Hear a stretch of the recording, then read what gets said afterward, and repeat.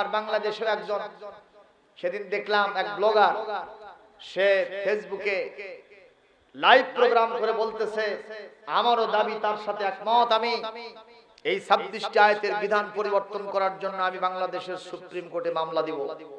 বাংলাদেশের যারা আপনারা সাহসী আইনজীবী আছেন, অ্যাডভোকেট সাহেবরা আছেন, ব্যারিস্টাররা আছেন, আমার সাথে আসেন, আমি আহ্বান জানাই, আমি আপনাদের সহযোগিতা চাই। কি আমরা সহযোগিতা করবো? কে? মনে হচ্ছে শ্বশুর বাড়ির আবদার, মনে হচ্ছে মামু বাড়ির নানার বাড়ির আবদার। আমি কোরআন হাতে রেখে আল্লাহকে সাক্ষী রেখে বলতে চাই, বাংলাদেশে এই স্বপ্ন বাস্তবায়ন হবে না, হবে না, হবে না। ভারতের একজন 26টি আয়াতের বিধান পরিবর্তন করার জন্য সুপ্রিম কোর্টে রিট আবেদন দায়ের করেছে, সুপ্রিম কোর্টে মামলা করেছে। কোরআনের 26টি আয়াত পরিবর্তন করতে হবে। তার দাবি কি জানেন? অসীম রেজবির দাবি কি? সে কিন্তু মুসলমান। কি সে বলেন? আরে কথা বলেন না করে, কি সে মুসলমান? অসীম রেজবি নাম। তার দাবি হলো হযরত ওমর, আবু বকর, ওসমান আলী ওনারা নিজেদের মতো করে এই 26টি আয়াতের বিধান কোরআনের মধ্যে ঢুকে দিয়েছে। যেখানে আল্লাহ চ্যালেঞ্জ দিচ্ছেন জালিকাল কিতাবু লা রাইবা ফিহি, লা হলো লাইন অফ জেন্স, আরবি ব্যাকরণের কায়দা। কোন দিক থেকে কোন সাইড থেকে এই কোরআনের ভিতরে there is no doubt, there is no confusion, there is no doubt, এর ভিতরে কোনো সন্দেহ সংশয় নাই। জোরে করে আল্লাহু আকবার। যেখানে আল্লাহ চ্যালেঞ্জ দিয়েছেন সেখানে শয়তান বলতেছে ওনারা নাকি নিজের মতো করে কোরআনের মধ্যে এই আয়াতগুলো ঢুকে দিয়েছে। সেই দিন সাইজ হইছে না হয়নি? এমন পিটানি দিছে, ল্যাংটা করে ছেড়ে দিছে। আমরা এটা সমর্থন করি না, কিন্তু তুমি যেহেতু কোরআনের সাথে খারাপ ব্যবহার করছো, আল্লাহর পক্ষ থেকে এই গজব তোমার উপর নাজিল হয়েছিল। এই দেশের মানুষের স্বভাব হলো যে দলই করুক, আওয়ামী লীগ, বিএনপি, জাতীয় পার্টি, জাসদ, বাসদ, কৃষক, শ্রমিক, জনতা লীগ, ইসলামী দলগুলো তো আছেই। কোরআনের বিরুদ্ধে, আল্লাহর বিরুদ্ধে, রাসূলের বিরুদ্ধে, ইসলামের বিরুদ্ধে এতটুকু আঘাত আসলে দল মত নির্বিশেষে একাট্টা হয়ে সব রাজপথে নেমে পড়ে। ঠিক কিনা জোরে বলেন মিয়া? অনতিবিলম্বে শয়তানটাকে গ্রেফতার করতে হবে এবং দৃষ্টান্তমূলক শাস্তি দিয়ে তার স্পর্শটাকে স্তব্ধ করে দিতে হবে। চান কিনা আপনারা? আল্লাহ তৌফিক দিন বলি আমি। হযরত ওমর বলছেন আমরা ছিলাম এমন জাতি, অধপতনের একেবারে গহ্বরে, নিম্ন স্তরে ছিলাম, আমরা কোরআনের মাধ্যমে সম্মানিত হয়েছি। ওনার সাথে আমরা একমত কিনা? ওমরের সাথে আমরা একমত না? হযরত ওমর তিনি বলেছেন যদি আমরা এই পৃথিবীতে কোরআনের সাথে থাকি তাহলে আমাদের সম্মান ঠিক থাকবে, আর যদি আমরা কোরআনের বাইরে গিয়া নিজেদের চিন্তা চেতনা দিয়া আর বিধর্মীদের তৈরি করা মতবাদের মাধ্যমে আমাদের মর্যাদা, আমাদের সম্মান কুরানোর জন্য আমরা চেষ্টা করি, তাহলে আল্লাহ পাক অবশ্যই আমাদেরকে আগের মতোই আবার অধপতনে দিয়ে দেবেন, আমাদের মান সম্মান মাটির সাথে মিশিয়ে দেবেন। জান্নাত তো দূরের কথা, জাহান্নাম ছাড়া উপায় থাকবে না। ঠিক কিনা? একজন কবি বলেছে, ও মুসলমান দাঁড়াও তুমি, সাথে নিয়ে যাও কোরআন খানি। মারহাবা। মুসলমান দাঁড়াও তুমি, সাথে নিয়ে যাও কোরআন খানি। ঘোর আধারের বিপদ ছানিতে পথ চলিতে কি পারবে তুমি, সাথে নিয়ে যাও কোরআন খানি। পৃথিবীটা আজ শুধু হাহাকার, আলো নেই কোথাও, আজ শুধুই আধার। কোরআনই দিতে পারে আলোর দিশা, কোরআনই দিতে পারে আলোর দিশা, থাকুক সেথায় যত অন্ধকারী, সাথে নিয়ে যাও কোরআন খানি। ও মুসলমান দাঁড়াও তুমি, সাথে নিয়ে যাও কোরআন খানি। একটু জোরে বলেন আল্লাহু আকবার। হযরত সাঈদ ইবনে আমর বলছেন, মনে আছে না নাই? উনি বলতেছেন হাজারো জনতা চতুর্দিকে, আমি যখন তারে দেখতে গেলাম প্রথম দেখায় তার চেহারার চমকের কারণে আমার চোখটা মোহিত হয়ে গেল। আমি আস্তে করে তার পাশে গিয়ে দাঁড়িয়ে গেলাম, অন্যান্য মানুষদের সাথে দাঁড়িয়ে আছি। এই মুহূর্তে হঠাৎ করে আমি নজর করে দেখলাম চতুর্দিক থেকে জল্লাদেরা তীর তরবারি তারে মারতেছে, লোহার শলাকা দিয়ে হাতুড়ি দিয়ে তাকে পিটায় পিটায় হাত পা গুলো ভেঙে দেওয়া হচ্ছে। আর এই যুবক আল্লাহর বন্ধু কার ওলি? কার বন্ধু? জোরে কোন কার ওলি? হযরত খুবাইব রাদিয়াল্লাহু তাআলা আনহু।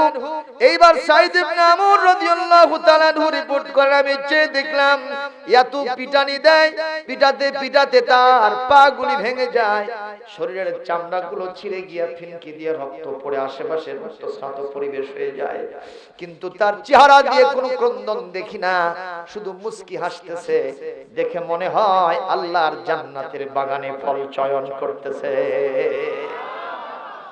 আমি চিন্তা করলাম এত মারে সে মানুষ কেমনে কান্দে, কেমনে না কান্দে পারে, সে মানুষ কেমনে হাসে, কিভাবে এটা সম্ভব? এক পর্যায়ে মারতে মারতে ওই জল্লাদেরা নিজেরাই ব্যর্থ হয়ে গেল।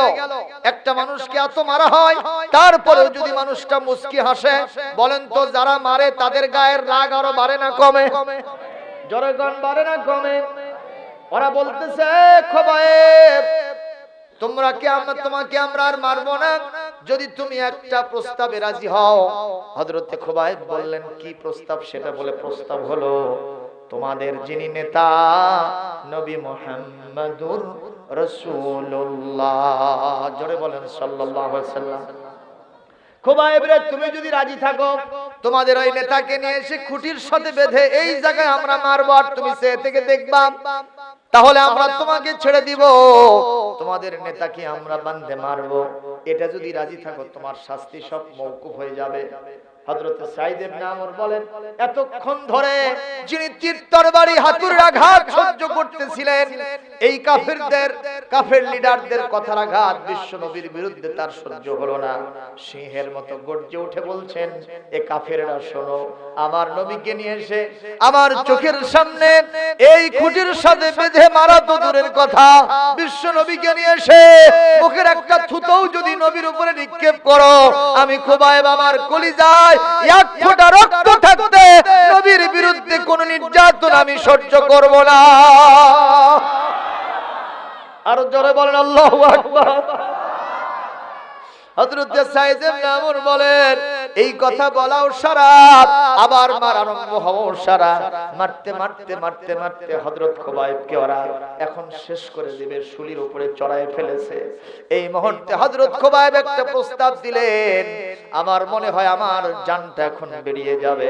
আল্লাহর কাছে প্রস্তাব দিয়ে বলছেন আল্লাহ গো, ও আমার মাবুদ মাওলা মেহেরবান, তোমার প্রতি ঈমান আনার কারণে, তোমাকে বন্ধু আর ওলি বানানোর কারণে, তোমার নবীকে আমার নেতা মানার কারণে এত অত্যাচার নির্যাতন আমার উপরে চলতেছে।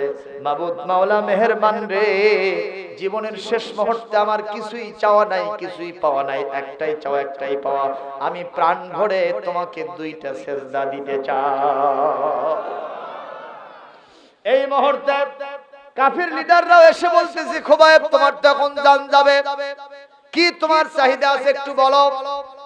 মুসলমান যে মানুষকে ফাঁসির কাস্টে আজ রাত 12টা 1 মিনিটে ঝুলানো হবে, তার কাছে সরকারের পক্ষ থেকে প্রস্তাব দেওয়া হয় ওর জীবনের শেষ চাহিদাটা কি আমরা দেখব।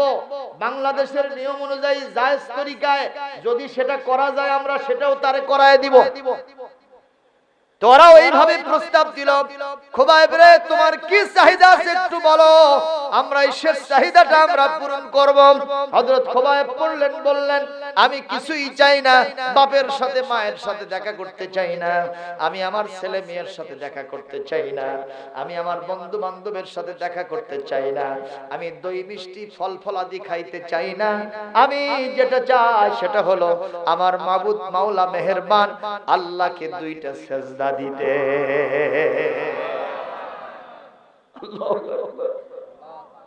আমার মুসলমান ভাইরা, সাঈদ ইবনে আমর বলেন এইবার হযরত খুবাইব করা শুলি কাষ্টি থেকে মুক্ত করে দিয়েছে। হযরত খুবাইব যেহেতু তার জীবনের শেষ নামাজ, মানুষকে নামাজ ছাড়তে চাবে।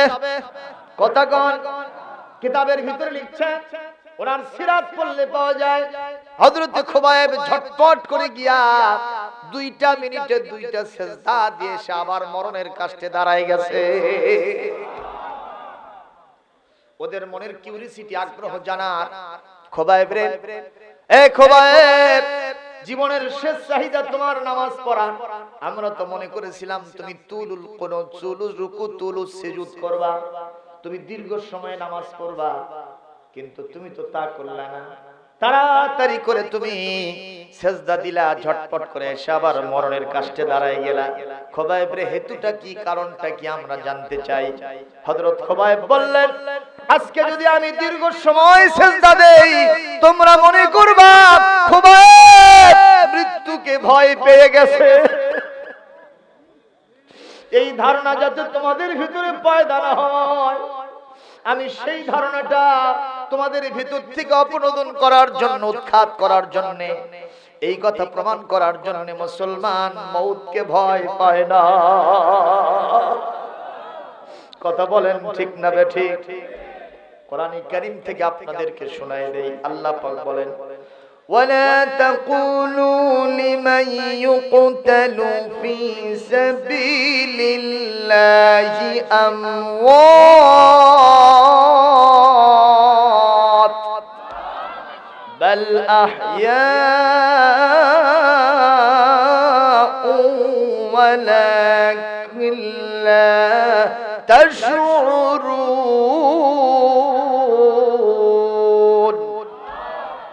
ولتحسبن الذين قتلوا في سبيل الله أمواتا بل أحياء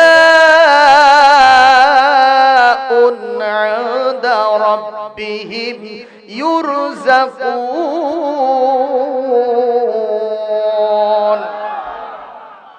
আমার আল্লাহ পাক বলেন, এই পৃথিবীতে যে মানুষগুলি আমার উপরে ঈমান আনার কারণে, আমার নবীর নেতৃত্বকে প্রতিষ্ঠার কারণে, প্রতিষ্ঠার আন্দোলনের কারণে যদি কাউকে জমিন থেকে বিদায় করে দেওয়া হয়, খবরদার তাদেরকে তোমরা মৃত্যু বলবা না, ওরা হলো শহীদ। আমি আল্লাহর কাছে ওরা জিন্দা হয়ে আছেন। আর তোমরা যেমন রিজিক খাচ্ছ দুনিয়ার ফরমালিন যুক্ত খাবারগুলা, এই খাবার আমি তাদেরকে দেই না। আমি জান্নাতি বাবুর শিখানার জান্নাতি বাগ বাগিচা থেকে খাবারগুলো আমি আমার ওই জিন্দা বান্দার জন্য, শহীদ বান্দার জন্য আমি প্রতিনিয়ত পরিবেশন করিতেছি। সুবহানাল্লাহ, জোরে বলে। এই জন্য কবি বলেন, আমাকে শহীদ করে ওই মিছিলে শামিল করে নিও, যেই মিছিলের নেতা আমির হামজা খুবাইব খাবাব, খুদার ছিল যারা অতি প্রিয়, শামিল করে নিও। জোরে বলেন মারহাবা, আর জোরে করে আল্লাহু আকবার। কি ভাইরা, যখন কারো মৃত্যু পরোয়ানা হয়, তাকে একটা অপশন দেওয়া হয়, তুমি ইচ্ছা করলে রাষ্ট্রপতির কাছে ক্ষমা চাইতে পারো। দেয় না? দেয় তাই না? কথা কন না কেন? কিন্তু এই পৃথিবীতে যারা আমার আল্লাহকে বিশ্বাস করে, হায়াত দেওয়ার মালিকও তিনি, মউত দেওয়ার মালিকও। হায়াত মউত কার হাতে? এই কথার প্রতি যাদের ঈমান আছে, রাষ্ট্রপতির কাছে তারা ক্ষমা ভিক্ষা চাইতে পারে। কারণ রাষ্ট্রপতি ক্ষমা দেওয়ার আগে উনিও যে চিৎপাটাং হয়ে যাবে না, তার গ্যারান্টি কি? কথা কন না কেন? মুসলমান, আমি তো বলি, যাদের দিন তারিখ নির্ধারণ করা হয়েছে অমুক তারিখে তারা বিদায় হবে, ওরা তো ওই তারিখ আসার আগে মোটামুটি সাইজ হয়ে যায়। কথা বলে একটু তওবা করে আল্লাহকে সেজদা দেয়। কথা বলে যাদের সাথে অপরাধ হয়েছে তাদের থেকে মাপ নেয়। কথা বলে পরিবারের কাছ থেকে বউ ছেলের থেকে মাপ নেই, এই সুযোগটুকু পেয়ে যায়।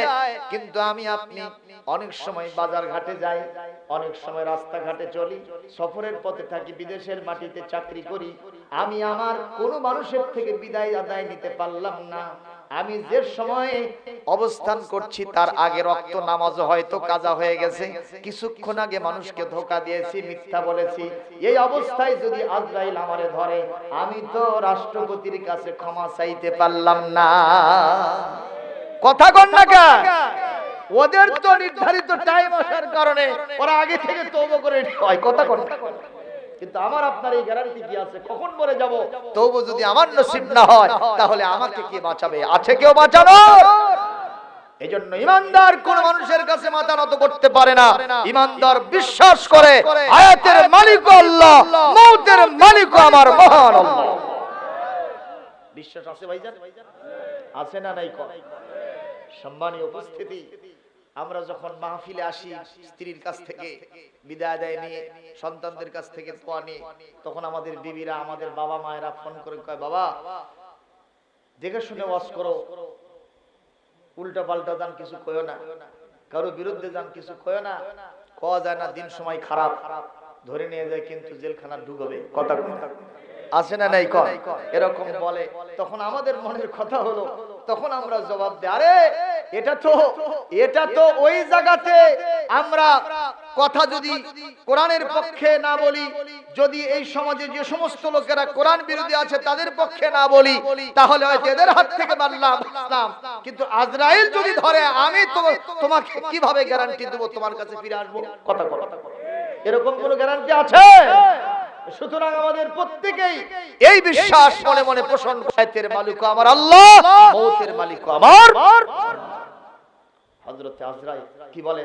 খুবাইব রাদিয়াল্লাহু তাআলা আনহু তিনি বললেন, আমি কখনো মওতকে ভয় করি না, মওতকে পরোয়া করি না। শুধু আমি কেন, এখান থেকে সবক দিলাম, মুসলমানরা মওতকে কখনো ভয় পেতে পারে না। আমি এইটা তোমাদেরকে প্রমাণ করার জন্য তাড়াতাড়ি করে ওখান থেকে ফিরে আসলাম। জোরে বলুন সুবহানাল্লাহ। কষ্ট হচ্ছে ভাইজান? না কষ্ট হচ্ছে? আমরা বন্ধুত্ব করব কার সাথে? একটু জোরে বলেন, কার সাথে? আল্লাহর সাথে বন্ধুত্ব করলে তার কোনো টেনশন থাকে, ভয়ও থাকে না, চিন্তাও থাকে না। দুনিয়াতে মানুষের ভয় কি কি থাকে একটু বলেন তো, ফাইন্ড আউট করেন। 1 নম্বর জেনার ভয়, হত্যার ভয়, চুরির ভয়, ডাকাতির ভয়, আছে না নাই? কথা কয় না। সন্ত্রাসের ভয়, বদমাইশের ভয়, আছে না এই সমাজে? এগুলো হচ্ছে ভয়। আল্লাহর সাথে যার গুডউইল পয়দা হবে, আল্লাহর সাথে যার বন্ধুত্ব হবে, এই মানুষের এই ভয়গুলো থাকবে না। তাফসীরে মুফাসসির সেই কথাই বলেন, সুবহানাল্লাহ। জোরে বলেন। দ্বিতীয় নম্বর মানুষের চিন্তা হয় কিসে? চিন্তা হয় খাওয়া, পড়া, শিক্ষা, চিকিৎসা, বাসস্থান। এই যে লকডাউন আসতেছে, যারা হ্যান্ড টু মাউথ দিন আনে দিন খায়, এই লোকদের চিন্তা যাচ্ছে না? কথা কয় না। যারা ব্যবসায়ী মহল, তাদের চিন্তা যাচ্ছে না? যারা ভ্যান রিক্সা চালায়, ড্রাইভারি করে, তাদের চিন্তা যাচ্ছে না? 7 দিন যদি লকডাউন থাকে আমাদের পরিবার কেমনে চলবে, তারা চিন্তায় পড়ে গেছে। আমার আল্লাহ বলেন, যদি তুমি আমার সাথে বন্ধুত্ব স্থাপন করতে পারো, খাওয়া, পড়া, শিক্ষা, চিকিৎসা, বাসস্থান, এই পৃথিবী গোটাটা লকডাউনে চলে গেলেও আমি আল্লাহ তোমার জন্য রিস্কের ব্যবস্থা করে দিব। এইজন্য বন্ধুত্ব হবে কার সাথে? কিন্তু সেইটা না করে আমরা বন্ধুত্ব করি বিধর্মীদের সাথে, আছে না নাই? ইমানদার পার মরে পাটকাঠি হয়ে যাক, তা যে কেউ হোক না কেন, গুলিতে মুখ ছাজরা হয়ে যাক, তাতে কোনো সমস্যা নাই। আমার ওই সমস্ত বন্ধুকে ঠিক রাখতে হবে। আছে নাকি এরকম ব্যাপার? অথচ আল্লাহ কোরআনে কারিমে সূরা আলে ইমরানে স্পষ্ট ভাষায় 28 নম্বর আয়াতের ভিতরে বলেন, লা ইয়াত্তাখিযিল মুমিনুনাল কাফিরিনা আউলিয়া মিন দুনিল মুমিনিন। আল্লাহ রাব্বুল আলামিন বলেন, কোন ঈমানদার কোন কাফেরকে বন্ধু বানাতে পারে না। ঘোষণাকার আরো জোরে, ওয়ামান ইয়াফআল যালিকা ফালাইসা মিনাল্লাহি ফি শাই। ঈমানদারদেরকে বাদ দিয়া, আলেম ওলামাকে বাদ দিয়া, কোরআনের সাথীদেরকে বাদ দিয়া বিধর্মের সাথে যারা সম্পর্ক পয়দা করবে, আল্লাহর সাথে তার কোনো সম্পর্ক ঘোষণাকার ফালাইসা মিনাল্লাহি বিশাইইন, আল্লাহর সাথে তার কোনো সম্পর্ক থাকবে না। বন্ধুত্ব তো দূরের কথা, কঠিন শত্রুতা পয়দা হয়ে যাবে কার সাথে? মুসলমান ভাইরা আমার, এই সমাজের ভিতরে অনেক ওলি উল্লাহরা আছে না নাই? আমরা সবচেয়ে বড় ওলি বলি কাকে? সবচেয়ে বড় ওলি বলি কাকে? যার মাথায় আছে চুলের জট, গায়ে আছে সালার শট, হাতে আছে মদের পট, আবার মাঝে মধ্যে গাঁজার কলকে হাতে নিয়ে জিকির করে হু খাজা হু খাজা হু খাজা। শট বাবা, জট বাবা, পট বাবা, এগুলো হইছে আমাদের ওলি। কথা কয় আছে না নাই? এই সব এত দুর্গন্ধ 10 মাইল 10 হাত দূরে দিয়েও যাওয়া যায় না, এরকম কিছু লোকের সমাজে আছে না নাই? ওরা মাজারে বসে খালি হু খাজার জিকির করে আর মাঝে মধ্যে কাওয়ালি গায়। আল্লাহর ধন রাসূলকে দিয়ে আল্লাহ গেছে গায়েব হইয়া, রাসূলের ধন খাজা পাইয়া এখন আছে আজমিরে শুয়া। খাজারে তোর দরবারে কেউ ফেরে না খালি হাতে। আছে না নাই? কোন এই কথা না শুনে আমার বগুড়ার এক কবি সুন্দর করে বানাইলো, আমি কি সেটা বলবো? ও বাবা পাগলা বাবা, ও বাবা ল্যাংটা বাবা, ও বাবা শট বাবা, জট বাবা, পট বাবা, কলকে বাবা, ওই কবরেতে বাঁচাবে তোর কোন বাবা? এ মাথায় আছে চুলের জট, গায়ে আছে সালার শট, মাথায় আছে চুলের জট, গায়ে আছে সালার শট, আবার গাঁজার কলকে হাতে নিয়া জিকির করে হু খাজা হু খাজা হু খাজা। ও বাবা পাগলা বাবা, ও বাবা ল্যাংটা বাবা, ও বাবা শট বাবা, জট বাবা, কলকে বাবা, হাসরেতে বাঁচাবে তোর কোন দাদা? কথা কোন না কেন? এরা ভণ্ড, দিতে হবে দণ্ড, মারতে হবে ডান্ডা, করে দিতে হবে ঠান্ডা। জোরে কোন ঠিক কি না? প্রিয় ভাইরা, ঢাকায় এক পাগলা বাবা বসে আছে, আরেকজন বড় লিডার, অনেক পাওয়ার। বিসমিল্লাহ জোরে কর, আরো জোরে বলে। এরকম আছে না নয়? এদের কপাল পোড়া এরা। আল্লাহ বলছেন ওয়াসজুদু ওয়াকতারিব, আমি আল্লাহকে সিজদা দাও, আমার সাথে তোমার সম্পর্ক বেড়ে যাবে। সুবহানাল্লাহ। আল্লাহকে সিজদা দেয় নাই কপাল দিয়া। কপাল হলো আমাদের ভাগ্যের প্রতীক, কথা কর। নাক হলো আমাদের সম্মানের প্রতীক, কথা বলে। যদি কারো অনুন্নত অবস্থা হয়, ধ্বংস হয়, মাঝে মধ্যে ক্ষতি হয়, লোকেরা কয় তোর কপাল খারাপ। কপাল খারাপ মানে কপালে ঘা হয়েছে, তার মানে কি খারাপ? ভাগ্য খারাপ। কপাল খারাপ মানে, আরে কথা বোঝেন না মা? কপাল খারাপ মানে কি খারাপ? ভাগ্য খারাপ। আর যদি ছেলেতে খারাপ কাজ করে, মেয়ে যদি খারাপ কাজ করে, বয়ে যদি খারাপ কাজ করে, নিজেও যদি কোনো খারাপ কাজের সাথে ইনভলভ হয়ে যায়, সমাজ বিরোধী কাজের সাথে, ইসলাম বিরোধী কাজের সাথে চলে যায়, লোকেরা বলে তোর নাক কাটা গেছে। নাক মানে কি? সম্মান। নাক মানে সম্মান।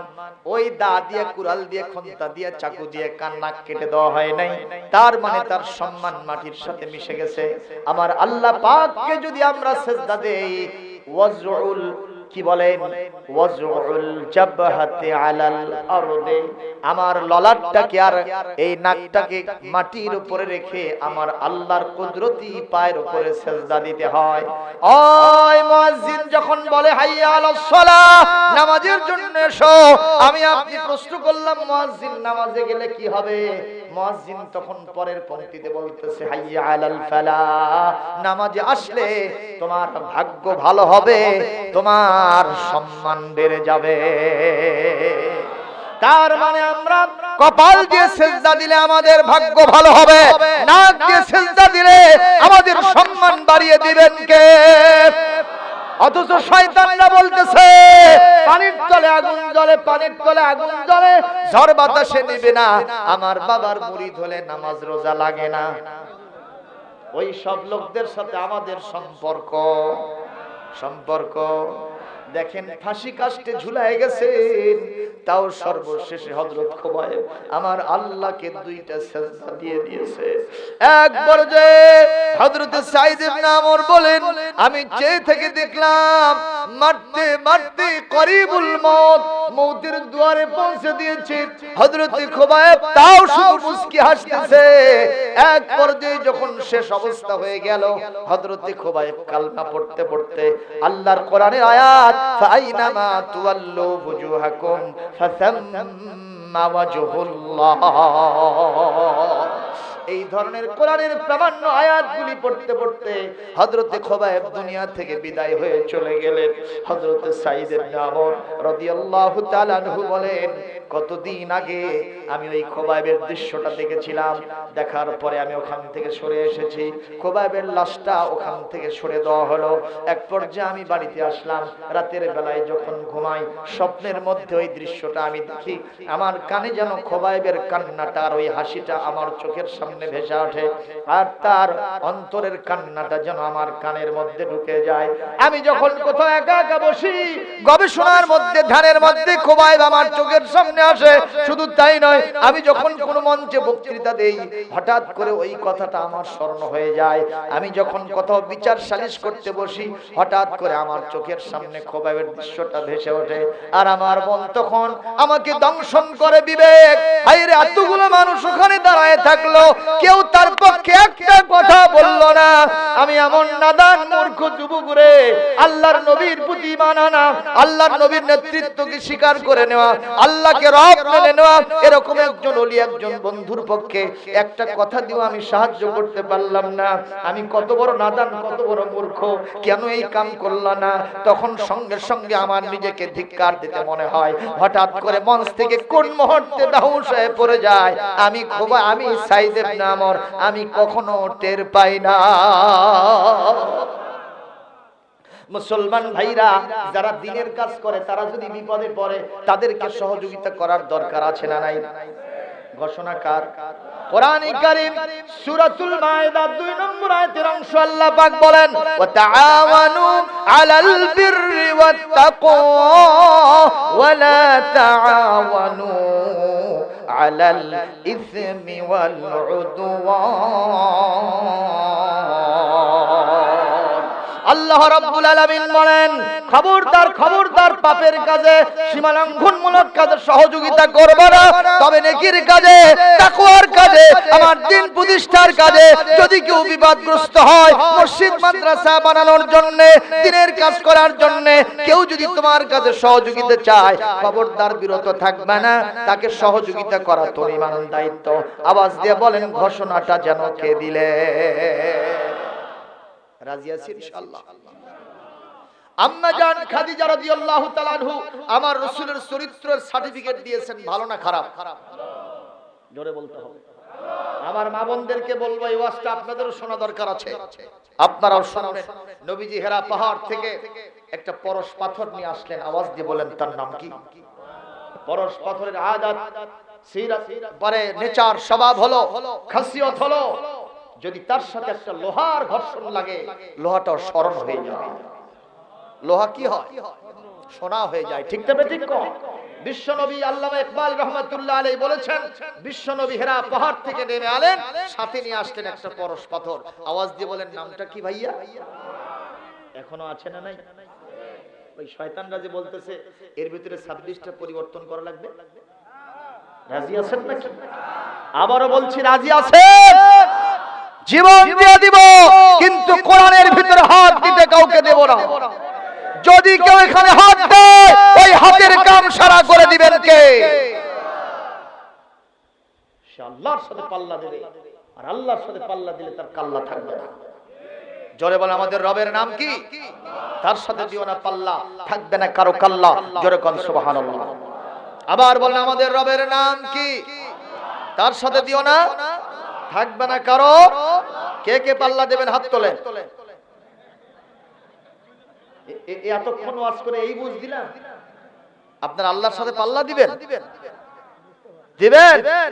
আল্লাহর সাথে পাল্লা দিলে ওই ফিরাউন, নমরুদ, হামান, সাদ্দাত, আবু জাহেল, আবু লাহাব, উতবা, শাইবা, ওয়ালিদ বিন মুগিরা, আখনাস ইবনে শুরাইক, উবাই ইবনে খালফ, উমাইয়া ইবনে খালফ, উকবা ইবনে আবি মুআইয়াতের মতোই তার কাল্লা থাকিবে। সুতরাং আল্লাহর সাথে পাল্লা দেওয়া চলিবে। আমরা আল্লাহর সাথে আছি না নাই? কোরআনের সাথে আছি না নাই? প্রিয় ভাইরা আমার, খুবই নজর করে কথা শোনেন। কষ্ট হচ্ছে নাকি? এখন বিশ্ব নবী সাল্লাল্লাহু আলাইহি সাল্লাম যখন এই কিতাব নিয়ে আসতেন পরশ পাথর, হযরত ওমর ছিলেন লোহা মার্কা মানুষ, এর সাথে ঘর্ষণ লেগে উনি সোনা হয়ে যান নাই? সুবহানাল্লাহ। যত সাহাবীগণ স্বর্ণের মতো মূল্যবান হয়েছেন, তারা এই কোরআনের সাথে ঘর্ষণ লেগেছে। সুবহানাল্লাহ জোরে বলেন। এই যে টেবিলের উপরে কোরআন শরীফ আছে জন্য টেবিলের মর্যাদা বাড়ছে না কমছে? আমাদের কি সাহস আছে এখানে লাথি মারবো? কথা বলেন। এই যে চাদরটা আছে, এই চাদরে থুতু মারবো?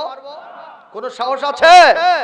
পৃথিবীতে কত কাঠগুলো কেটে নিয়ে এসে আমরা ফার্নিচার তৈরি করি, খাট, পালঙ্ক, সোফা সেট, বিসিএস যা আছে বানাই, দরজা জানালা বানাই, বানাই কিনা, চেয়ার টেবিল বানাই, বেঞ্চ বানাই। আবার ওই কাঠ দিয়ে একটা টুকরা দিয়ে আমরা কোরআন পড়ার জন্য রেহাল বানাই। কথা বলে। এই এক টুকরা কাঠের যা দাম, ওই কোটি কোটি টাকার সোফা সেট আর যা যা আছে আপনার বাড়িতে, ওগুলোর সাথে এর তুলনা হবে? কথা কোন? এর সাথে ওগুলোর কোনো তুলনা হবে? সবচেয়ে মূল্যবান হলো এতটুকু ছোট্ট কাঠটা, যেহেতু তার সাথে কোরআনের সংঘর্ষ, কোরআনের ঘর্ষণ লেগেছে। সুবহানাল্লাহ জোরে কোন সুবহানাল্লাহ। এজন্য এটা যেখানে থাকবে সেটার মর্যাদা বেড়ে যাবে। আলহামদুলিল্লাহ জোরে বলি। যার ভিতরে এটা আছে তারে কি একটা থাপ্পড় মারা যাবে? যাবে ভাই? তারে কি একটু গালি দেওয়া যাবে? গলা ধাক্কা মারা যাবে? তার পাঞ্জাবি ধরে টানা দেওয়া যাবে?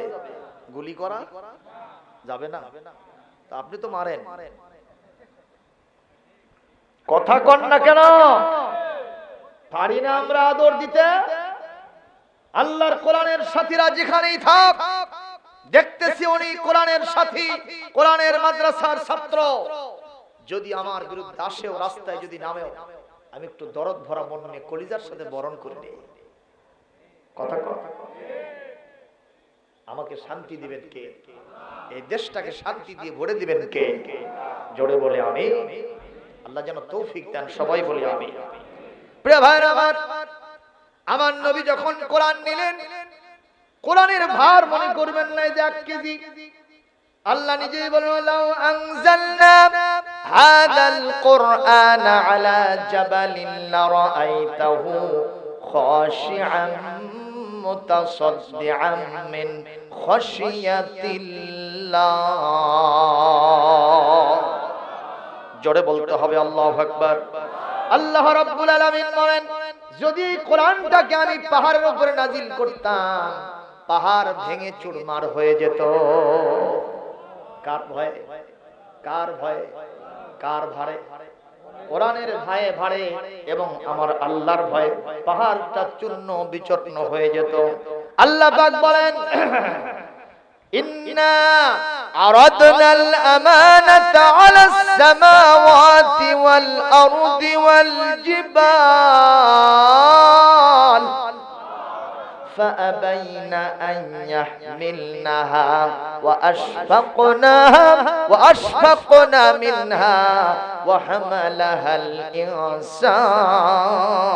الإنسان إنه كان ظلوما جهولا। একটু জোরে বলতে হবে আল্লাহু আকবার।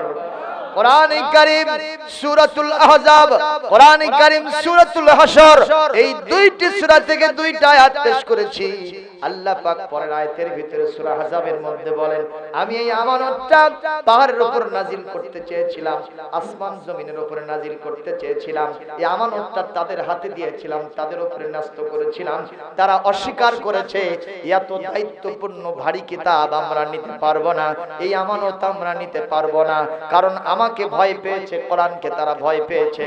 আমি আল্লাহ পাক ঘোষণা করলাম, শোনো, হামালাহাল ইনসান পৃথিবীর আশরাফুল মাখলুকাত সাইয়্যিদুল বাশার খাতামুন নবিয়্যিন জনাবে মুহাম্মদুর রাসূলুল্লাহ সাল্লাল্লাহু আলাইহি ওয়াসাল্লাম আমার সেই কোরআনটাকে বহন করে হেরা পাহাড় থেকে খাদিজার বাড়িতে এসেছে। যেটা আসমান পারে না, যেটা জমিন পারে না, পাহাড় যেটাকে ফেইলর হয়ে যায় সেটা আমার নবী বহন করে। জোরে কোন মারহাবা। কিন্তু আমার নবী ওয়াকানা ইয়ারজুফু ফুআদুহু, আমার নবীর কলিজাটা কাঁপতেছিল, থরথর করে নবীজি কাঁপতেছিলেন। হুজুরের গায়ে জ্বর উঠে গেছিল। উনি চলে গেলেন আম্মাজান খাদিজার বাড়িতে, আস্তে করে দরজায় নক দিলেন। সঙ্গে সঙ্গে দরজা দুফাক হয়ে গেল। সুবহানাল্লাহ। সঙ্গে সঙ্গে বিশ্ব নবী জিজ্ঞেস করলেন, খাদিজা যত রাত্রিতে আসলাম, যত দিন কিংবা রাত্রে আসলাম, একবার কিংবা বহুবার আসলাম, একটা বারের বেশি তোমারে ডাকবা লাগলো না। খাদিজা তুমি কি ঘুমাও না? হযরত খাদিজা বলেন, হুজুর কি বলেন? আপনি আমার কলিজার নবী, আমার সোনার নবী, আমার আপনি প্রাণের স্বামী।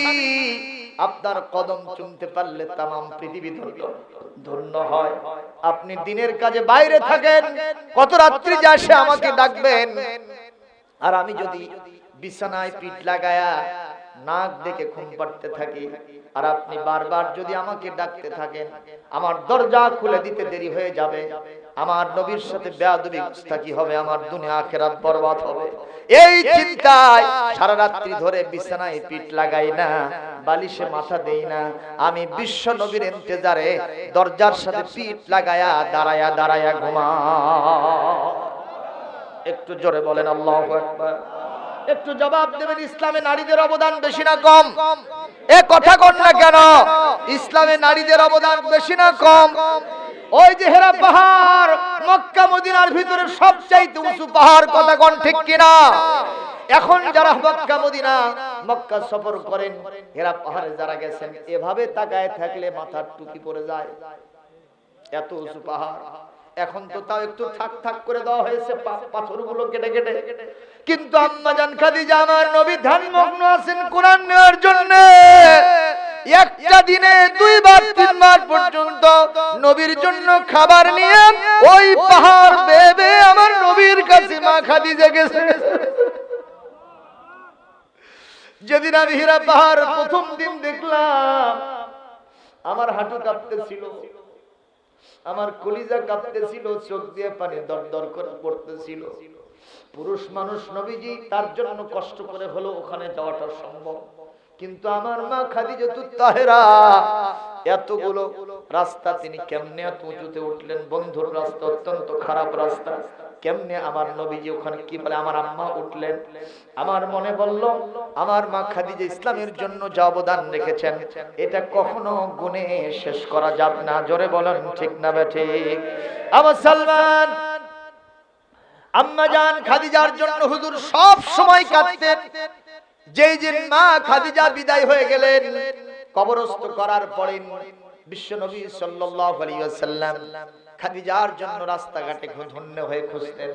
রাসূলের কাছে যদি কোনো হাদিয়া তোহফা আসতো, হুজুর এই হাদিয়া তোহফাগুলো নিয়ে রাস্তাঘাটে ঘুরতেন, আর খাদিজার কোনো বান্ধবী পাওয়া গেলে তার বাড়িতে দিয়ে আসতেন।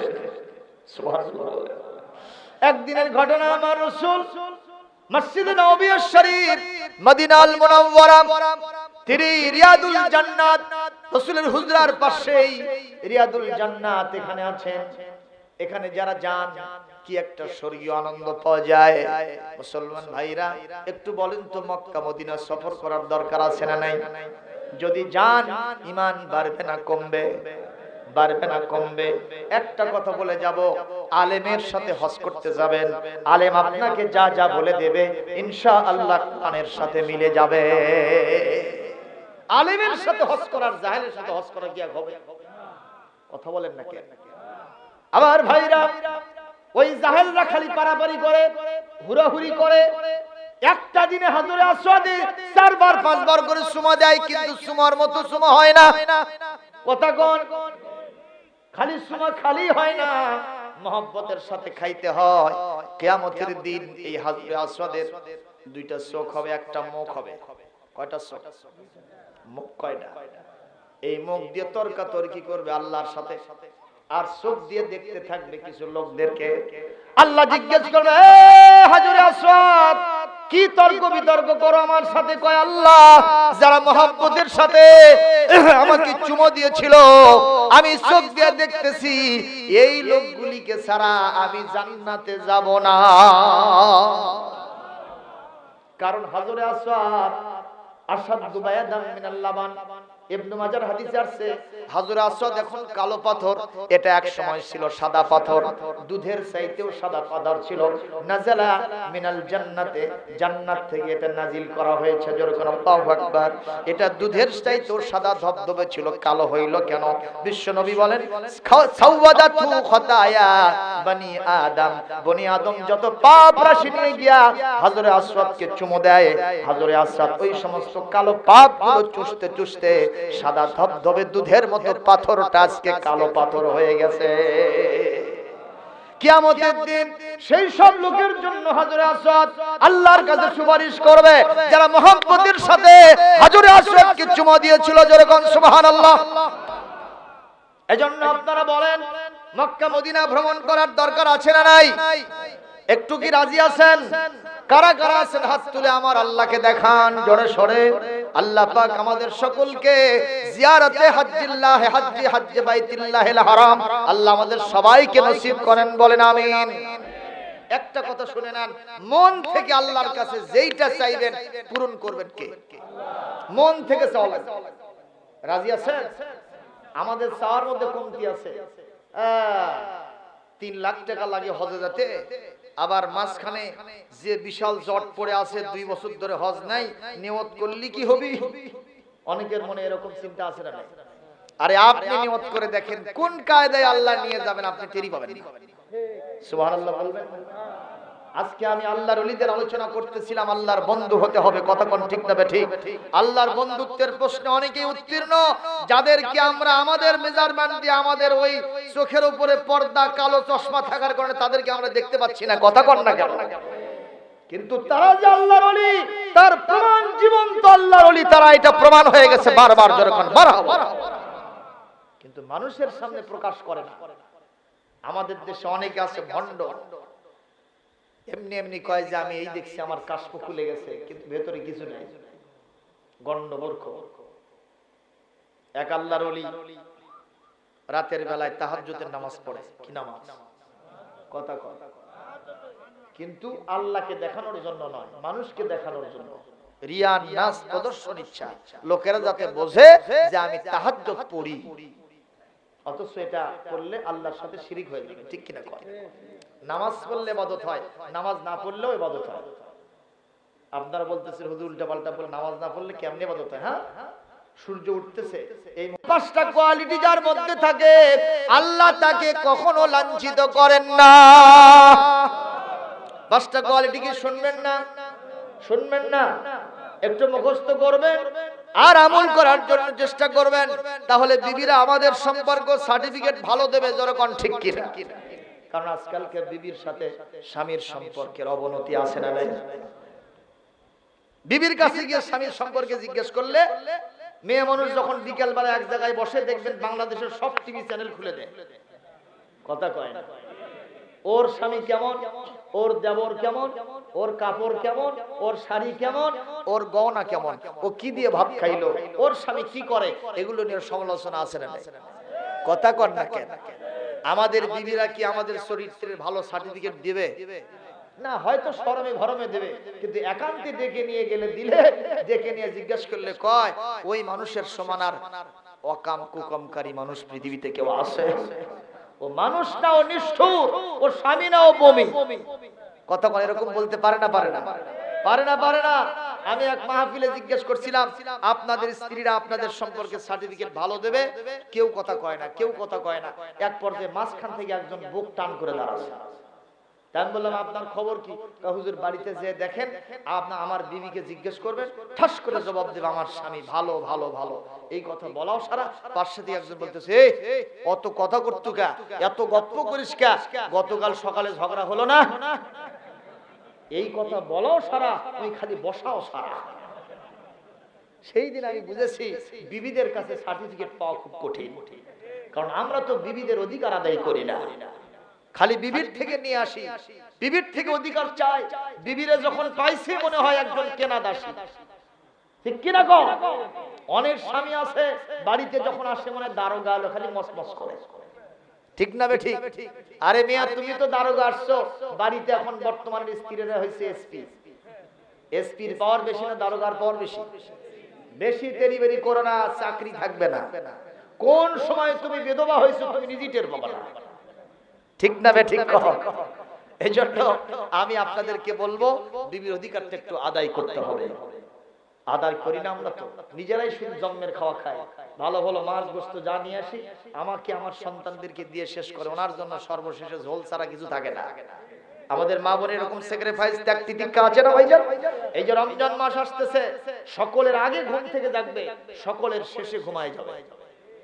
কথা বলেন, আমাদের জন্য ইফতার সেহরির ব্যবস্থা তারা করবে, তাদের জন্য আমরা একটু দোয়া করব, তাই তো পারি না?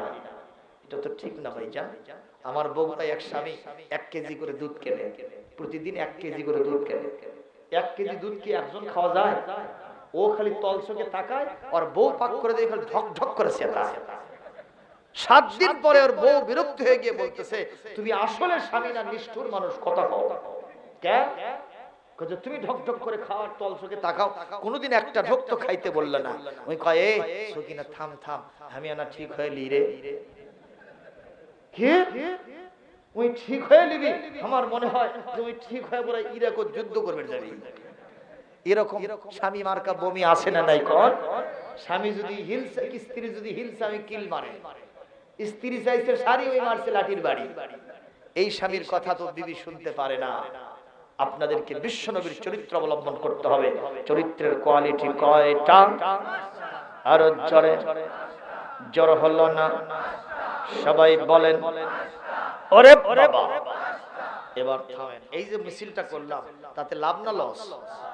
এই যে আমি এইবার, এই যে আমার ছেলেটাও, এই ছেলেটাও ছিল সাথে, আমি ওই কাজীপুর উপজেলা সিরাজগঞ্জের ওই যমুনা নদী পার হয়ে চলে গেলাম চরের ভিতরে ওয়াজ করতে। 3টা মাহফিল করেছি সেখানে।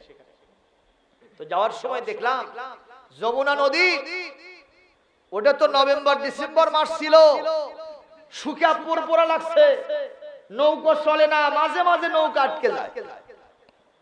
আছে না? আমাদের দেশের বড় নদী যেগুলো আছে তার মধ্যে যমুনা নাই তো নাকি? যমুনা সবচেয়ে বড় এবং গভীর নদী। ওইটার উপরে বাংলাদেশে একটা ব্রিজ হয়েছে যার নাম হলো যমুনা সেতু। এখন বর্তমান নাম কি? বঙ্গবন্ধু শেখ মুজিবুর রহমান সেতু। কথা বলে ঠিক না ঠিক? সেই নদীর ভিতরে যদি অবস্থা এরকম হয়, আমি নিজে সাক্ষী, নৌকা আটকে গেল ওই রাত্রিতে। এখন চিন্তা করেন শীতের রাত, মাঝি চ্যাংরা মানুষ ছিল, ওর মেজাজ খুব গরম দেখলাম। এখন বলে যে হুজুর নাই, খেজুর নাই, নারী নাই, পুরুষ নাই, বুড়া নাই, ছোল নাই, সব নামে। এখন যমুনা নদীর মাঝখানে নামা সোজা কথা নাই।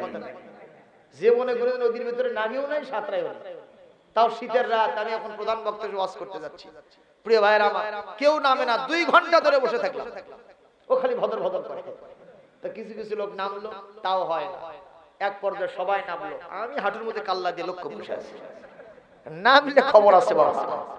বাড়ি থেকে ফোন আসে, আমি রিসিভও করি না, কারণ যদি বউকে বলি আমি নদীর ভিতরে আটকা পড়ছি, তো খবর আছে না? বাড়িতে অল্লা অল্লে শুরু হবে। তো এক পর্যায়ে না, সব লোক নেমে গেল। কয়েকটা মহিলা মানুষ আর ওই মুরব্বীরা বললো যে না হুজুর আমাদের গেস্ট মানুষ, মেহমান মানুষ, উনি ওয়াজ করতে যাচ্ছে, হুজুর সাহেব থাক, ওনার কাপড় চোর নাকে যাবে, ওয়াজ করতে সমস্যা হবে। যাক আলহামদুলিল্লাহ কে লোক বসে থাকলাম। তো কিছুক্ষণ পর দেখলাম ওখানে যারা আমার নৌকোটা ধরলো, ওরা একজন বলতেছে এ মারো টান, আরো জোরে সবাই মারো, জোরছে মারো, এইভাবে একজন বলতেছে আর সবাই হেঁয়া হেঁয়া বলতেছে। আমি দেখলাম 2 ঘন্টা তো দূরের কথা, 10 মিনিটের মধ্যে নৌকা আবার পানির ভিতরে চলচল করে চলতে থাকলো। আমি সেই দিন বুঝেছি হিউয়া কইলে মিছিল করলে একটু জজবা বেড়ে যায়। কথা কোন ঠিক কিনা? বিশ্ব নবীর চরিত্রের কোয়ালিটি কয়টা? আরে জোরে জোর হলো না, এক হাত দেখান, এক হাত। কয়টা? আরে জোরে সবাই বলেন। এবার থামেন। 1 নম্বর কোয়ালিটি হলো ইন্নাকা লাতাসিলুর রাহমা, বিবি সার্টিফিকেট দিচ্ছেন স্বামী, মা খাদিজা আমার রাসূলের সার্টিফিকেট দিচ্ছেন। এক নম্বর কোয়ালিটি হলো আপনি আত্মীয়তার সম্পর্ক রক্ষা করে চলেন, জোরে কোন সুবহানাল্লাহ। দুই নম্বর তুকরিউজ যায়ফা, আপনি সব সময় মেহমানদারি করেন। আপনি মেহমান যখন আপনার বাসায় আসে আপনি পাগল হয়ে যান তাকে সেবা করার জন্য, সুবহানাল্লাহ। তিন নম্বর তাহবিলুল কাল্লাম, মানুষ বোঝা নিয়ে কষ্ট পাইলে আপনি বিশ্বনবী তার বোঝা কাঁধে বহন করে দেন। এই গুণটা কি সোজা গুণ? বড় নাস্তিকদের খুবই ভক্ত, আলেম ওলামার খুবই শক্ত। কথা কোন আছে না নাই? এই নেতা না ভাই, পাঁচটা কোয়ালিটির মধ্যে তিনটা বললাম। চার নম্বর তাকসিবুল মাদুম, এই পৃথিবীতে যেই মানুষগুলির সহায় নাই, সম্পদ নাই, এতিম অনাথ দুস্থ বিধবা, এদের পাশে গিয়ে আপনি দাঁড়িয়ে যান, ওদের সহায় সম্পদ আপনি দান করেন, ওদের কামাই রোজগারের পথ আপনি করে দেন।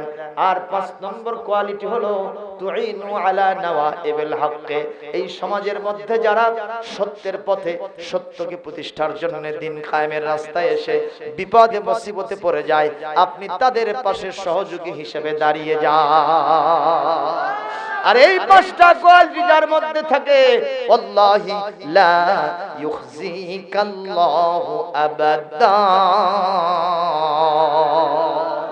আমার আল্লাহ এই মানুষের সম্মান কখনো নষ্ট করেন না। জোরে জোরে বলতে হবে সুবহানাল্লাহ। জীবনে কখনো তুমি মিথ্যা বলোনি, তাই না?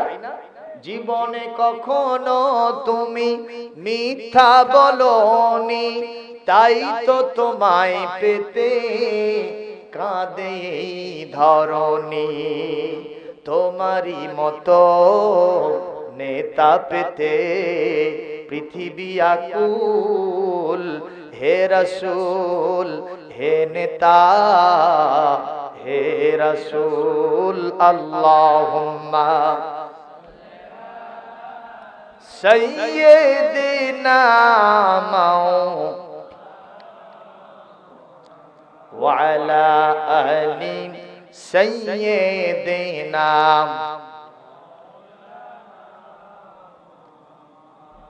সাল্লাল্লাহু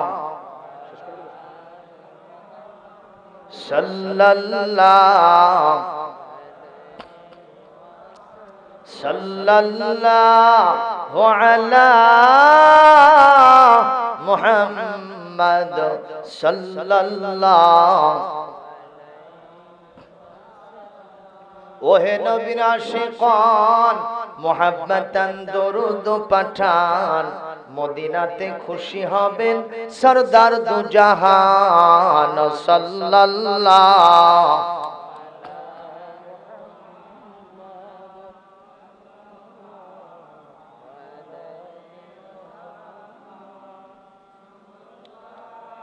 ওয়ালা মুহাম্মাদ সাল্লাল্লাহু। ভাইজান কষ্ট হচ্ছে আপনাদের?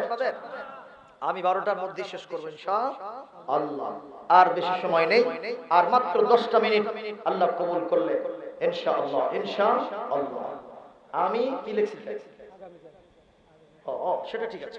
প্রিয় ভাইরা, আমি আপনাদের সামনে যে আয়াত থেকে আলোচনা করতেছিলাম সেটা হলো এই, আমরা বন্ধু হব কার? আল্লাহর বন্ধু হতে পারলে আমাদের ভয় নাই, কোনো চিন্তার কারণও থাকবে না। এখন আমরা যে বন্ধু হব তার কিছু কোয়ালিটি লাগবে না, কিছু গুণাবলী লাগবে না? আল্লাহ সেটা পরে আয়াতে বর্ণনা করছেন, আল্লাযীনা আমানু, যারা খাঁটি ইমানদার হতে পারবে তারাই এক নম্বরে আল্লাহর বন্ধু হবে। সুবহানাল্লাহ বলতে পারলেন না? 2 নম্বর ওয়া কানু ইয়াত্তাকুন, যারা আমি আল্লাহকে ছাড়া আর কাউকে ভয় পাবে না, এই মানুষগুলোই হবে আমার সবচেয়ে বেশি বড় বন্ধু। জোরে কোন সুবহানাল্লাহ। এই দুইটা গুণ যদি থাকে, আসমান এবং জমিনের সমস্ত বরকতের দরজা খুলে দিবেন কে? কোরআনে কারীম সূরা আরাফ 96 নম্বর আয়াত, ওয়ালাউ আন্না আহলাল কুরা আমানু ওয়াত্তাকাউ লাফাতাহনা আলাইহিম বারাকাতিম মিনাস সামাই ওয়াল আরদ ওয়ালাকিন কাযযাবু ফাআখাযনাহুম বিমা কানু ইয়াকসিবুন। আল্লাহ রাব্বুল আলামিন বলেন, এই পৃথিবীতে আল্লাহর প্রতি খাঁটি ইমানদার যদি কেউ হতে পারে, আল্লাহর তাকওয়া যদি কারো ভিতরে ঢুকে যায়, এই দুইটা আমল যদি, দুইটা কোয়ালিটি আর বৈশিষ্ট্য যদি কোন দেশের মানুষের ভিতরে জন্মায় যায়, ওই দেশের আসমানের দরওয়াজা, জমিনের সমস্ত বরকত আর রহমতের দরওয়াজা খুলে দিবেন কে? আরো জোরে বলেন, কে খুলে দিবেন? তাহলে আমরা খাঁটি ইমানদার হতে রাজি আছি। খাঁটি ইমানদার হলে নামাজ লাগে না লাগে না? পড়তে কি রাজি আছি? আগামীকাল ফজর থেকে নামাজ হবে, সৎ সাহস থাকলে হাত তুলে আল্লাহকে দেখাও। আল্লাহ কবুল করেন, জোরে বলেন আমিন। দ্বিতীয় নম্বর, রমজানের রোজা আছে না নাই? এখন থেকে কত দূর? মাত্র 9-10 দিন টাইম। কথা কোন ঠিক না ঠিক? তার ভিতরে এক সপ্তাহ 2 লকডাউন চলে যায়, আর মাহফিল করার সুযোগ পাবো না। আজকে আর আগামী কালকের মাহফিলটাই শেষ হতে পারে, জোরে কোন ঠিক কিনা? প্রিয় ভাইয়ের আমার, রমজানের রোজা রাখার জন্য প্রস্তুতি নিতে হবে বলে আমিন। গ্যাস্ট্রিক কি বেড়ে যাবে তাতে? অনেকের গ্যাস্ট্রিক বেড়ে যায়, আলসার বেড়ে যায়, গ্যাস বেড়ে যায়। খালি কয় হুজুর হুতাশ উঠছে, কিছুই চাই না, একটা টান হলে হতো। একটু জোরে কোন নাউজুবিল্লাহ। আমি গত বছর বগুড়া আদালতে গেছি, দেখি ওখান থেকে এক অ্যাডভোকেট সাহেব ওই আদালত কক্ষ থেকে বের হচ্ছে, আর কয় হুজুর হুতাশ উঠতেছে। কি চান? কই কিছুই চাই না, একটা সুখ টান মারে পারলে হতো। জোরে কোন নাউজুবিল্লাহ। এরকম বম্বাস্টিক মার্কা লোক আছে না নাই? রমজানের রোজা যুবকরা রাখতে চায় না। বাবা, কখন মরে যাবা তুমি তো বলতে পারো না। এই যে কবরস্থান, এটা না কবরস্থান কোনটা? পিছনে, এখানে মাহফিলটা হওয়ার জন্য খুব ভালো হয়েছে। কবরস্থানকে দেখলে আমাদের মৌতের কথা স্মরণ হয় না? ওই বাপ দাদা, ওই 14 পুরুষ, তারা আমাদের মতো এই পৃথিবীতে এক সময় বিচরণ করত, এভাবেই মাহফিল শুনতো, এভাবেই মাহফিল ওয়াজ করত। আজকে তারা দুনিয়ায় নেই, সব কবরে চলে গেছে। আমরা যাব না ভাইজান? কবি বলেছে, চিন্তা করে দেখো না কবরে কি যাইবা না, চিন্তা করে দেখো না কবরে কি যাইবা না, ওই কবরে আল্লাহ ছাড়া বন্ধু কেহ থাকবে না। চিন্তা করে দেখো না কবরে কি যাইবা না, এই দুনিয়া ছাড়িয়া যেথায় থাকো ভাগিয়া, মরণ তোমায় লইবে ঘিরি যতই করো বাহানা। চিন্তা করে দেখো না কবরে কি যাইবা না, অবশেষে তোমার আমার মাটির হবে বিছানা। চিন্তা করে দেখো না কবরে কি যাইবা না। বলি আমিন। যখন কবরে যাব, মাথার চুলগুলো কি থাকবে? গালের গোশতগুলো কি থাকবে? প্রথমে শরীরটা ফেলে ফুলে ফেপে এই রকম হয়ে যাবে। যারা মৃত্যু মানুষ, আমি গোরস্থান মসজিদে ইমামতি করি, মাঝে মধ্যে যখন জিয়ারতে যায়, আমি তো সব সময় তাদের জিয়ারত করি, তো মাঝে মধ্যে যখন ভেতরে ঢুকে যাই, বগুড়া শহরের সবচাইতে বড়লোক মানুষটার দাফন হয়ে গেছে। মাল্টি স্ট্রিট বিল্ডিং এর মালিক, কোটিপতি মানুষ, সেই গোরস্থানে দাফন হয়েছে 7 দিন আগে। কবরের পাশে দিয়ে যখন যায়, নাকে রুমাল না দিলে যাওয়া যায় না, কারণ লাশটা ফেটে গিয়া দুর্গন্ধ হয়ে গেছে, বেজি খুঁত করেছে, ওদিক থেকে দুর্গন্ধ আসতেছে। আমি তখন কাঁদলাম আর বললাম, এটাই জীবনের শেষ পরিণতি রে। সেই শরীরটাকে ভালো করার জন্য কত চেষ্টা করি, আর মনটাকে ভালো করার জন্য চেষ্টা করি না, রুহটাকে খাবার দেওয়ার চেষ্টা করি না। আজকে বড়লোক মানুষটার দাফন হয়েছে, তার কবর থেকে দুর্গন্ধ আসে। আমি ইমাম সাহেব মানুষ, আমি কেন তার ছেলে মেয়ে, তার স্ত্রীও যদি পাশে দিয়ে যায়, নাকে রুমাল না দিলে যাইতে পারবে না। কত কঠিন দৃশ্য। মাথার চুল, শরীরের সমস্ত অঙ্গ প্রত্যঙ্গ, এক একটা হাড় গুলো, গোড় গুলো, সমস্ত পার্টস গুলো খুলে খুলে পড়ে যাবে। একজন কবি সেই দৃশ্য ধারণ করে একটা সঙ্গীত বানাইছে, বলবো নাকি? একটু বলবো নাকি? দেহ তোমার চর্মচার গলে পচে যাবে, শিরা উপশিরা গুলো ছিন্ন ভিন্ন হবে, ঠিক কিনা বলেন? দেহ তোমার চর্মচার গলে পচে যাবে, শিরা উপশিরা গুলো ছিন্ন ভিন্ন হবে, মন্দ মেরুদণ্ড হবে সবই খণ্ড খণ্ড, পরে রবে মাটির উপর। রে মন আমার কেন বাঁধ দালান ঘর, একদিন মাটির ভিতরে হবে ঘর। রে মন আমার কেন বাঁধ দালান ঘর। কথা বলেন ঠিক কিনা? ওই কবরের জন্য প্রস্তুতি নিতে হবে। যুবক রে, আমি তোমাদের পায়ে ধরে বলি, রমজান মাসের রোজা কখনো ছেড়ো না। একটা রোজার কাজা সারা জীবন রোজা রাখলে একটা রোজার কাজা করাও কখনো সম্ভব হবে না। কথা বলেন ঠিক কিনা? যারা কোরআন তেলাওয়াত করতে জানেন না, রমজান মাস কোরআন নাজিলের মাস, এই মাসকে কোরআন পড়ুন, কোরআন বুঝুন, কোরআন ভিত্তিক ব্যক্তি, পরিবার, সমাজ এবং রাষ্ট্র করার জন্য সিদ্ধান্ত নিয়ে নেন। যারা রাজি আছে দু হাত তুলে আমার আল্লাহকে দেখায় দে। লিল্লাহে তাকবীর, লিল্লাহে তাকবীর। আল কোরআনের আলো, নারে তাকবীর। হাত নামান ভাইরা, কষ্ট হলো আপনাদের?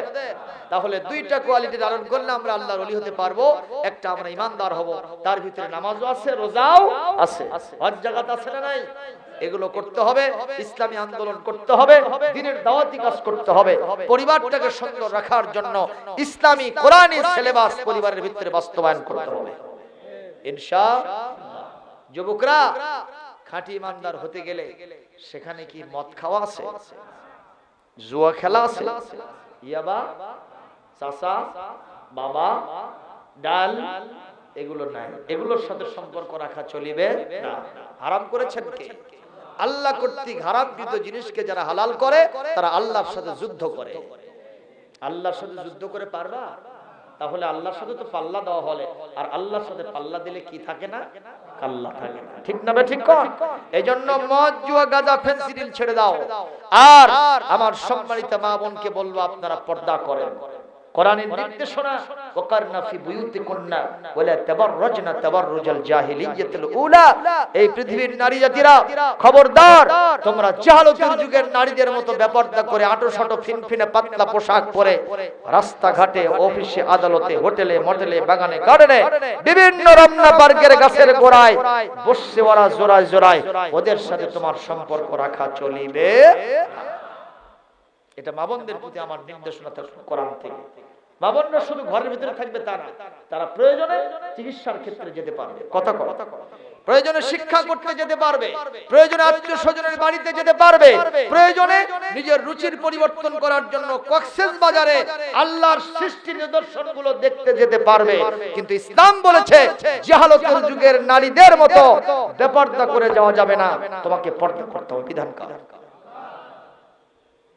পর্দা জানালায় আছে, দরজায় পর্দা আছে, দরজায় পর্দা আছে, জানালায় কিন্তু পর্দা নাই নারীর গায়ে। যে জন্য পর্দা দিলাম উনি সাহেবাই নাই। আমার মতো এক হুজুর বসে আছে, এক ছোট্ট ছেলে এসে বলতেছে, হুজুর একটু সরেন তো। কেন? মা না হাটত যাবে। মা হাটে যাবে আর হুজুর বলতেছে আপনি সরেন। আমাদের দেশের মেয়েদের পর্দা কেমন? একটা ছোট্ট ছেলেকে নিয়ে তার মা পুকুর পুষ্করিতে গেছে, ওই পিরানিয়া কাপড় বাড়িতে যায় না আপনাদের এলাকায়? পুকুরে যে বড় বড় কাপড় এরকম বেড়ে আর ধয় নাকি? এখন ছেলেটাকে বলছে, এই মানুষ গেলে কোষ, আস্তে করে কোমর দিয়ে বসে যাবে।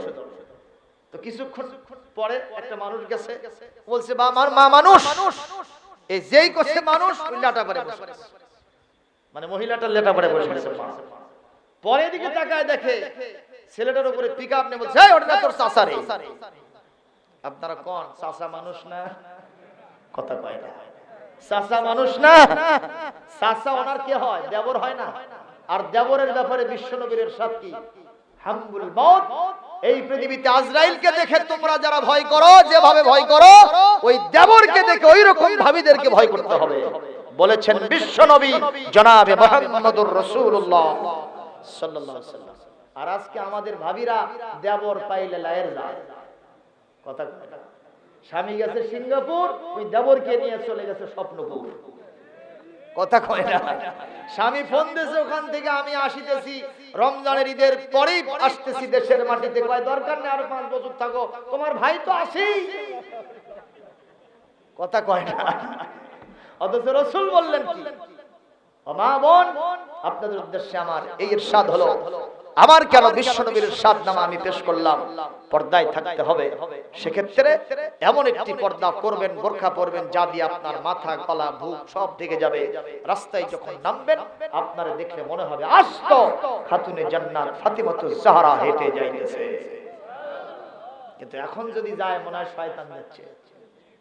এই যে শীতকাল গেল, অনেক সময় শীত নিবারণের জন্য মহিলারা কষ্ট করে হলো কিছু কাপড় পরছে কন্যা। আর এখন বর্তমানে গরম যখন আসতেছে, আমরা হুজুর বাবারে রাস্তায় গেলে মনে হয় চোখ এখন খুলে থুই। রাস্তায় যখন হাঁটি ওই দিক থেকে 2 জন সেনাপতি সেনা তারাই আসতেছে।